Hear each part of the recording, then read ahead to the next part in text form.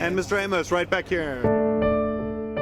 First and foremost, our deepest condolences to all of you on the passing of John. How would you like him to be remembered? One cared. I mean, he cared about everybody. He had a big heart. People loved him. He was a great storyteller with a beautiful voice. You heard that voice, you absolutely knew it was John Amos. Calls me Toby. My name Kunta Kinte. I think one of my favorite stories is he tells me about being a little girl and watching me pick a daisy and feed it to a cow and how that was such a precious moment. He just loved creating those little moments, and I'm grateful for that. Hey Daddy, you ready? And I knew Can I get this dance? I was loved. Oh, Shannon shared this tender moment with her father in 2022 on social media. How I'd love to dance with my father again.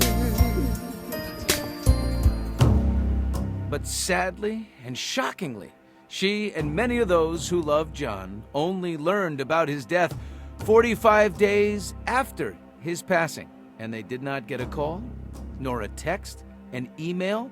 They heard it through media reports. With great sadness and some surprise, Hollywood says goodbye to John Amos. You found out with us, right, on Tuesday? Yes, I found out with everyone else. And I'm a teacher, so in the moment I'm with my students, and it did not seem real. And I think I'm just devastated.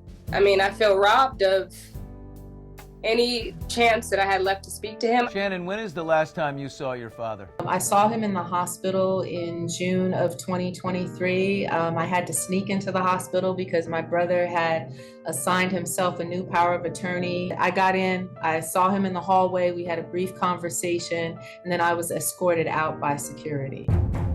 That brother is the estranged Casey Amos, John's son. Shannon and the entire group here believe he manipulated his father, John, in order to control his money and benefits. Shannon also accused Casey of elder abuse. Her own father made the same accusation against her in this video, which was posted by Casey. I had some ongoing issues with my daughter, who I feel has taken advantage of me.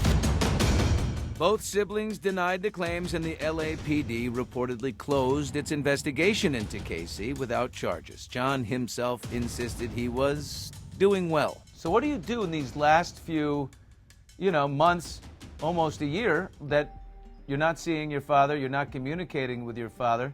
Are you calling authorities? Are you asking the hospital to check on him? Well, what are you doing, to enact your concern? The challenge that we had is that my brother kept moving my father from hotel to hotel from various jurisdictions.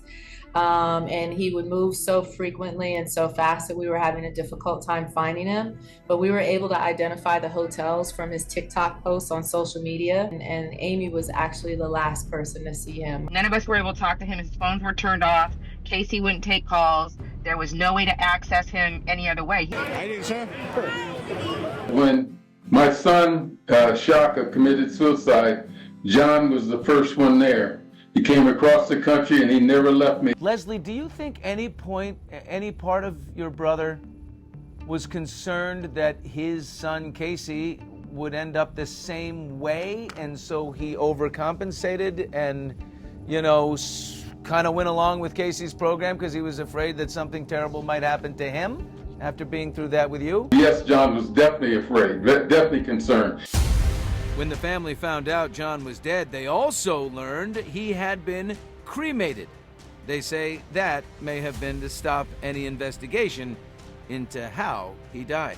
In a group statement, they say, we refuse to rule out the possibility of foul play. And also no autopsy. So That's it's like, right. Yeah. And then why 45 days? Like, I'm not that we're. Well, I'll tell you why 45 No, days. I know. We all know, but we want to see it. You know what I mean? We want to know why 45 days. No autopsy. You can't see, what medicine was in there, what medicine wasn't in there. You got a brother, an errant child who's gone off, and let's say in worst case scenario has manipulated his father. What do we want? He told me he wanted to be buried in Jamaica. He did not want to be cremated. Casey did that, and that's beyond his dad's wishes. My hope out of all of this is some kind of justice, And I don't hate my brother. I hate who he's become. I hate what he's done. Would you rather him be rehabilitated or incarcerated? Tough. That's hard for me to say right now after everything he's taken us through. We reached out to Casey Amos for his reaction to his estranged family's accusations. He has yet to comment. Look, it seems to me you guys have everybody on one side and Casey on the other. What is the plan here? What do you do to make this right? I think we want to be able to celebrate my father and his legacy and, you know, the light that he shined in our lives. I've been grieving my father for the past year, and this is just closure to that grief. Well, let's stay in touch, and I hope this works out. We love you. I'm so sorry for what you've been through.